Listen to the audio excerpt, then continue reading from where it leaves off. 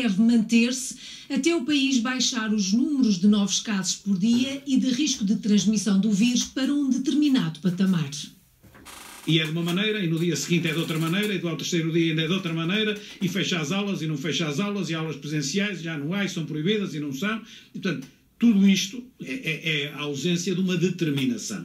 E é essa ausência de determinação que eu penso que ontem, no Infarmed, o professor Carmo Gomes procurou colmatar, dizendo: está aqui o critério, agora seguimos o critério. E agora não há um para-arranca, é este o critério e acabou. Até lá, a economia fica para segundo plano. Não aguenta, disso não tenha dúvida nenhuma. Agora, o que é que o país pode fazer? Quando vemos as ambulâncias em fila indiana à porta do Hospital de Santa Maria, as pessoas a morrer, o que é que havemos de fazer? Catarina Martins critica o governo por não ter executado cerca de 7 mil milhões de euros de despesa aprovada pelo Parlamento. Estamos muito preocupados porque, de facto, o governo está a poupar à conta das vítimas da crise e prejudicando mesmo o combate à própria pandemia com a falta de meios humanos, nomeadamente na saúde e na saúde pública. Jerónimo de Sousa avisa que o confinamento não é a solução para a pandemia. Não estamos a dizer, portanto, acabava-se o estado de emergência, ponto. Não. Agora, este estado de emergência, com os objetivos e conteúdos que comporta, naturalmente, ninguém acredita que será a solução para o problema dramático que estamos a viver. O PS diz que não há alternativa ao confinamento. Os atrasos na entrega das vacinas, juntamente com as mutações por que o vírus tem estado a passar, por um lado, tornam imperativo o confinamento e aconselham a não adotarmos medidas de exceção nesta fase. O 11º estado de emergência, a partir de 15 de fevereiro, é discutido e votado esta quinta-feira na Assembleia da República.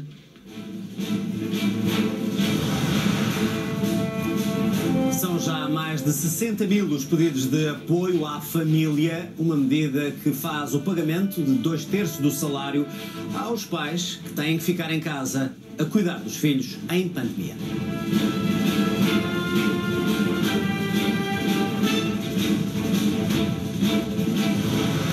O desemprego subiu ligeiramente em 2020, apesar do forte impacto da pandemia. A taxa de desemprego fixou-se o ano passado nos 6,8% de média anual, apenas mais 3 décimas se compararmos com 2019. No final do ano existiam em Portugal este número, cerca de 352 mil pessoas sem trabalho. Os números do Instituto Nacional de Estatística revelam também que ao longo de 2020 desapareceram 99 mil empregos no nosso país. O governo diz que o cenário do desemprego só não é pior por causa das medidas de apoio, como por exemplo o layoff. Aos 62 anos, Dulcina Ferreira vê fugir o emprego. Nós já tivemos até a fazer máscaras e tudo, mas pronto, ultimamente o trabalho já era pouco, já não dava para estar a fábrica aberta, foi o que eles diziam. Nós também vimos que havia pouco trabalho. Desde novembro que os portões desta fábrica de confecções em Massainhas, concelho de Belmonte, estão fechados. Com Dulcina, mais 50 pessoas foram para o desemprego. Há de haver piores do que eu. Porque ali havia ainda muita gente, muitas novas. Ainda ali havia muita gente nova. Ainda com crianças pequenas e tudo. Essas é mais complicado. Foi um dos 99 mil postos de trabalho que o país perdeu em 2020, segundo o Instituto Nacional de Estatística. Os números traduzem, no entanto, uma subida muito pequena na taxa de desemprego do ano passado, marcado pela pandemia e crise económica. O governo tinha previsto 8,7% para o total do ano. A taxa de desemprego de 2020 ficou, afinal, em 6,8%, apenas mais 0,3 pontos percentuais do que em 2019. No quarto trimestre foi de 7,1%, menos 0,7 pontos percentuais que no trimestre anterior. O governo justifica este resultado com medidas de apoio como o layoff. Claramente aqui as medidas que foram criadas e este esforço coletivo de todos permitiu que não houvesse um aumento maior do desemprego e, portanto, números que não são de todo comparáveis com aqueles que tivemos, basta vermos aqui dos números de 2012, 2013, 2014. O INE sublinha que a taxa de subutilização do trabalho foi estimada em quase 14%, 1,2 pontos percentuais acima da do ano anterior, ou seja, aumentou o número de pessoas inativas disponíveis para trabalhar, mas que não procuram emprego. Tanto que todas as semanas temos procura de carimbos. Já perto da reforma, Dulcina continua em busca de trabalho, mas muitos já desistiram ou não o podem fazer. A Organização para a Cooperação e Desenvolvimento Económico também alerta para o grande número de inativos e que não procuram trabalho por causa do confinamento, o que estará a mascarar os números do desemprego. Numa semana, cerca de 10.000 empresas pediram apoio ao Estado para pagar a renda. O Ministro da Economia espera que esta ajuda chegue aos destinatários ainda no primeiro trimestre deste ano. Garantiu ainda a continuidade dos apoios, nomeadamente o prolongamento das linhas de crédito e moratórias. O Governo admite que as moratórias podem ser um problema por representarem uma sobrecarga de dívida para empresas. Para evitar esse cenário, Cisa Vieira diz que estão a ser estudadas alternativas para a capitalização das empresas. Já o programa Apoiar, destinado às micro e pequenas empresas, teve cerca de 50.000 candidaturas com 300 milhões de euros que já foram pagos. A primeira fase foi encerrada. É possível, no entanto, aceder aos subsídios para o quarto trimestre do ano passado, para o início de 2021. O Ministro garante a continuidade dos apoios aos salários e custos fixos, enquanto se espera que cheguem verbas da União Europeia. Assunção Cristas não vai ser candidata à presidência da Câmara de Lisboa. A ex-líder do CDS diz que não estão reunidas as condições de confiança necessárias para ponderar uma recandidatura. Assunção Cristas critica a liderança de Francisco Rodrigues dos Santos, discorda da coligação autárquica entre CDS e PSD. Classifica de contraditório o discurso da direção do partido, que considera responsável a ela pela degradação do CDS e, ao mesmo tempo, a considera uma boa candidatura para Lisboa. A direção do CDS respondeu que respeita a opção de Assunção Cristas e agradece o papel que desempenhou no passado autárquico do partido.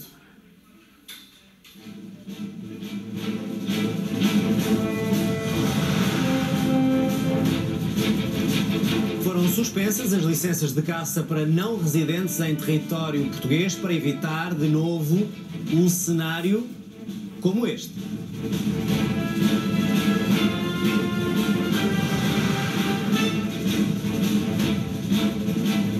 A Presidente da Comissão Europeia reconhece que o processo de vacinação não está a correr bem, que é preciso retirar lições do que está a falhar. Perante as críticas dos eurodeputados, Ursula von der Leyen anunciou um novo plano para aumentar a eficácia das vacinas. A reportagem é do correspondente em Bruxelas, Duarte Valente. Perante o Parlamento Europeu, Ursula von der Leyen fez uma espécie de ato de contrição, reconhecendo o excesso de otimismo e confiança nos contratos que fez com as farmacêuticas para a produção de vacinas. Und dennoch ist es eine Tatsache, dass wir heute beim Kampf gegen das Virus noch nicht da sind, wo wir sein wollen. Wir waren spät dran bei der Zulassung. Wir waren zu optimistisch bei der Massenproduktion.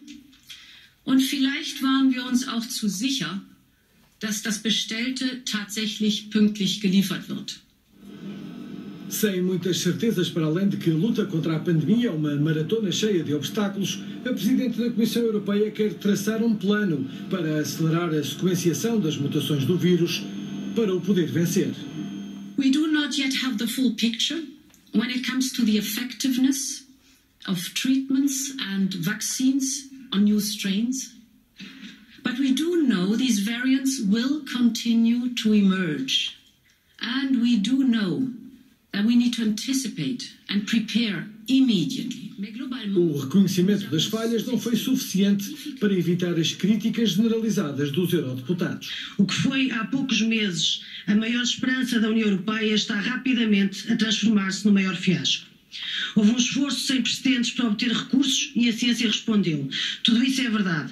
Mas onde estão as suas palavras de abril de 2020 de que as vacinas para a Covid seriam o nosso bem comum universal, Sra. von der Leyen?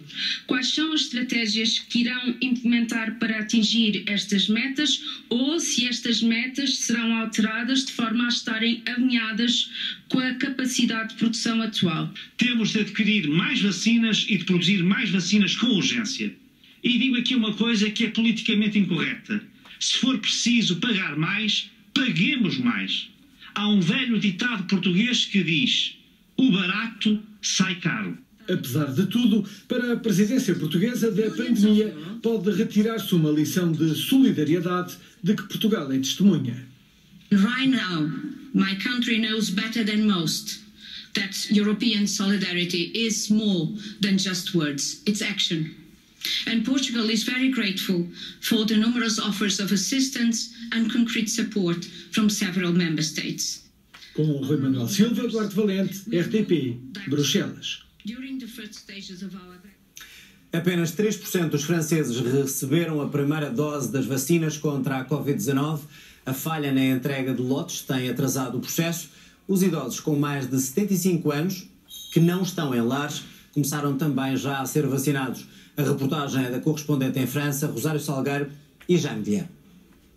C'est dans la liste. C'est dans la liste, d'accord. Allez-y. Ok, bonjour. Bonjour. Passez. C'est à droite, vous pouvez entrer. Ici, oui. Soraya Dantas, médica, indica a sala de vacinação de uma casa de saúde no interior da região de Toulouse. Et comment allez-vous? Nesta lista francesa de prioritários estão todos os idosos com mais de 75 anos que não estejam em lares. Pas de toux, pas de fièvre, pas de difficulté à respirer. Simone, com 84 anos, trazia ansiedade. Respirez fort, tranquille. J'ai un peu de tension parce que c'est l'émotion. C'est bon, 96, 97. Je l'attendais ce vaccin parce que j'avais peur. Voilà, j'avais peur. Parce que je vois autour de moi que voilà, c'est pas brillant. Voilà. Et puis avec ces variants qu'il y a là, ces nouveaux variants, on a peur. Hein. Voilà. J'ai pas peur. Ah, d'accord. Donc c'était facile. Oui, très bien. La main était très douce. Mais enfin, moi je serai vaccinée. E voilà, je serai très contente. Simone voltará daqui a 4 semanas para a segunda dose. Como ela, foram vacinados nesta tarde de vacinação, acompanhada pela RTP, mais de 2 dezenas de idosos desta zona rural francesa. Já lhe passou alguém fora da lista de prioridades? Até o dia de hoje, não. Nós temos uma lista de espera, portanto, se há algum doente que nós não podemos dar a vacina por algum motivo, vai sobrar a dose, para não desperdiçarmos, temos uma lista de espera dos utentes que têm indicação e são chamados para vir. No dia desta reportagem, um dos utentes não pôde tomar a vacina por razões de saúde. O telefone tocou então, inesperadamente, numa casa de Boulogne-sur-Gesse, a mais de 1 hora de Toulouse. Luciane de Charles, de 89 anos, estava no topo da lista de espera. O nervosismo também lhe perturbou a tensão arterial. A tranquilidade dos profissionais de saúde permitiu que tudo corresse bem. On n'était pas prévenu, quoi. On a prévenu juste au dernier moment et bon, c'était une très bonne surprise. Parce que normalement, ça devait être le 17 mars, la première injection. Donc... A vacinação em França está longe de entrar na velocidade de cruzeiro. Faltam vacinas apenas 3% da população prioritária, os idosos com mais de 75 anos, os doentes com mais de 50 e os profissionais de saúde receberam a primeira dose. Soraya Dantas, de 33 anos, e as enfermeiras desta casa de saúde ainda não tinham sido vacinadas. Em março poderão ser imunizados mais 3,5 milhões de residentes. A chegada da AstraZeneca vai permitir vacinar mais cuidadores de saúde que tenham menos de 50 anos. Jaime Vieira e Rosário Salgueiro, a RTP, na região de Toulouse, França. Uma cientista portuguesa está na linha da frente da investigação das vacinas Covid na África do Sul. Marta Nunes integra uma das equipas que procuram vacinas mais eficazes para as variantes do novo coronavírus. No laboratório Vida em Joanesburgo investigam-se e testam-se novas vacinas. Os ensaios clínicos estavam a decorrer quando foi descoberta a nova variante da África do Sul. O vírus tem uma carga de contágio muito superior a outras estirpes. Esta ligação do vírus às células humanas tem uma afinidade maior do que os vírus de antes e, portanto, o hospedeiro tem uma maior carga viral nas vias respiratórias e que leva a que haja uma maior infecção do por esta variante. Doutorada em Bioquímica em Nova Iorque, a portuguesa Marta Nunes trabalha na África do Sul há 12 anos. Está no centro de um dos locais do mundo onde as vacinas são testadas. O estudo que foi feito aqui na África do Sul com a AstraZeneca, com a vacina da AstraZeneca, mostrou-se que não havia efeito, não havia proteção contra esta variante, olhando para a doença muito ligeira ou moderada.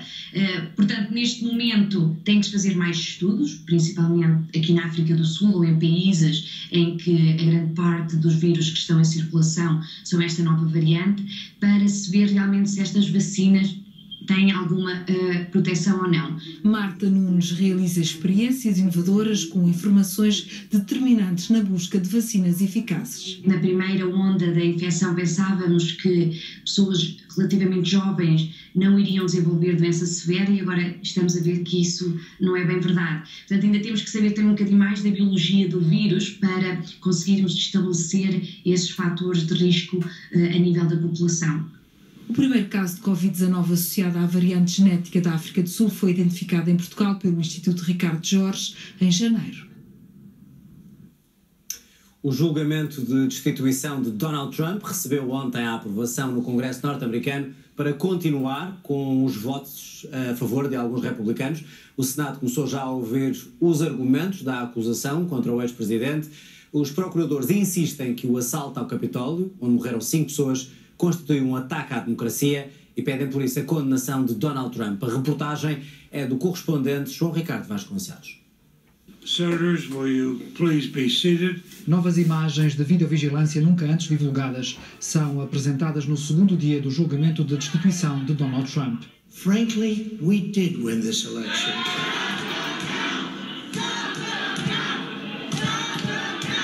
A acusação insiste que o antigo presidente é culpado pela insurreição que tomou conta do Capitólio no dia 6 de janeiro, onde morreram 5 pessoas. America needs the truth about ex-President Trump's role in inciting the insurrection on January 6th because it threatened our government and it disrupted, it easily could have destroyed the peaceful transfer of power in the United States for the first time in 233 years. No primeiro dia de julgamento, foi votada a constitucionalidade de se poder destituir alguém que já não ocupa o cargo. A questão já tinha sido levantada há 15 dias, agora em vez de 5, 6 republicanos votaram ao lado dos democratas para fazer seguir o julgamento. Não se deixaram convencer pelos advogados de Donald Trump, defesa que até reconheceu o bom trabalho da acusação. I'll be quite frank with you. We changed what we were going to do on account that we thought that the House manager's presentation was well done. When they talked about it, they kind of glided over it, almost as if they were embarrassed of their arguments. Now, if I'm an impartial juror, and one side's doing a great job, and the other side's doing a terrible job... Os 9 procuradores da acusação têm 2 dias para apresentar o caso. Depois cabe aos 3 advogados de defesa argumentar porque é que Donald Trump não incitou a insurreição. Por enquanto só serão admitidos como prova os vídeos gravados por centenas de manifestantes pró-Trump que no dia 6 de janeiro tomaram de assalto o Capitólio. Para serem ouvidas testemunhas, terá primeiro que ser votada a sua audição. O julgamento pode conhecer uma conclusão já na próxima semana, tendo em conta que 44 republicanos consideraram a destituição inconstitucional. Muito provavelmente, Donald Trump vai acabar por ser absolvido. São precisos 2/3 dos 100 senadores para condenar o antigo presidente. Ricardo Guerreiro e João Ricardo Vasconcelos, RTP, Washington. 2 polícias franceses foram acusados de mutilação de Jérôme Rodrigues, o franco-português, que perdeu um olho durante uma manifestação na Praça da Bastilha, em Paris. Os 2 agentes vão agora responder pelo crime de violência com o propósito de mutilar ou provocar enfermidade permanente agravada. Um polícia é apontado como a pessoa que lançou a granada de gás lacrimogéneo que atingiu Jérôme Rodrigues e o fez desta forma perder o olho direito. Jérôme tornou-se um líder das manifestações vestidas de amarelo em Paris.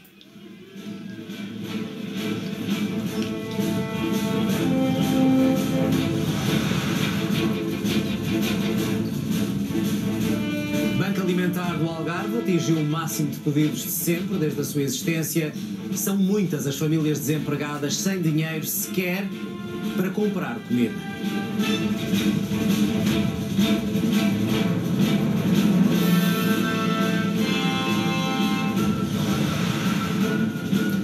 Sporting reforça a liderança no campeonato, venceu o Gil Vicente por 2-1.